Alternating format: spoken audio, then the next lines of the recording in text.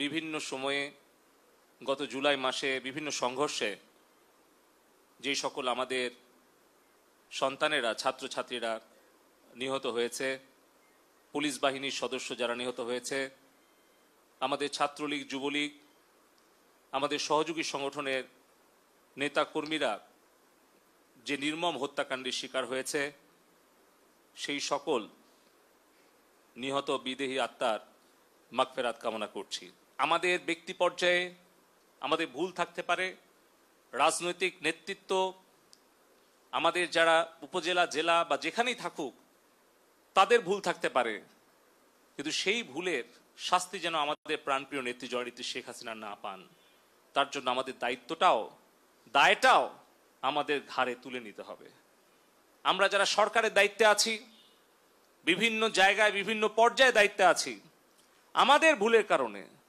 আমাদের অবহেলার কারণে, আমাদের ব্যর্থতার কারণে যে সংকটময় পরিস্থিতি সৃষ্টি হয়েছে, সেই দায়টা আমরা যেন নিজের কাঁধে নিয়ে আমরা যেন সেই দায় স্বীকার করে আমাদের ভবিষ্যৎ প্রজন্মের ছাত্রছাত্রীদের কাছে ক্ষমা চেয়ে আমরা জননেত্রী শেখ হাসিনাকে নিরাপদ রাখার জন্য, বাংলাদেশকে নিরাপদ রাখার জন্য যে কোনো ত্যাগ স্বীকারের জন্য যেন আমরা প্রস্তুত থাকি। আমি চলন বিলের সন্তান, আমাকে আপনারা 4 বার সংসদে পাঠিয়েছেন, জননেত্রী শেখ হাসিনা আমাকে 3 বার মন্ত্রিসভায় নিয়েছেন। এই চলন বিলের কাদামাটি থেকে আমাকে চলন বিল পর্যন্ত, সিলিকন ভ্যালি পর্যন্ত কাজ করার সুযোগ করে দিয়েছেন। আমার যে দায়, আমার যে ব্যর্থতা, সেটার দায় এবং দায়িত্ব আমি নিজের কাঁধে নিয়ে যদি জননেত্রী শেখ হাসিনা যে কোনো শাস্তি অথবা আমাকে যে কোনো সিদ্ধান্ত দেয়, সেটা আমি মাথা পেতে নিয়ে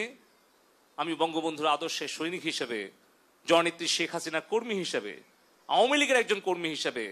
আমার তরুণ প্রজন্মের কাছে যদি আমার কোনো ভুল ত্রুটি হয়ে থাকে, আমি করজোরে প্রকাশ্যে আমি ক্ষমা প্রার্থনা করছি।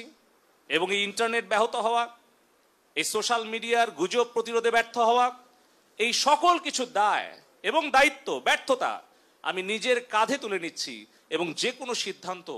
আমি মেনে নেওয়ার জন্য আবারও প্রতিশ্রুতি আমি সকলের সামনে দিচ্ছি। আমার দলের নেতাকর্মীরা,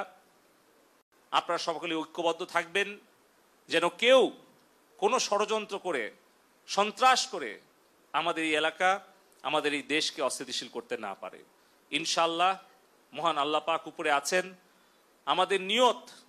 সহি আছে, সঠিক আছে। ইনশাআল্লাহ জননেত্রী শেখ হাসিনার নেতৃত্বে আমরা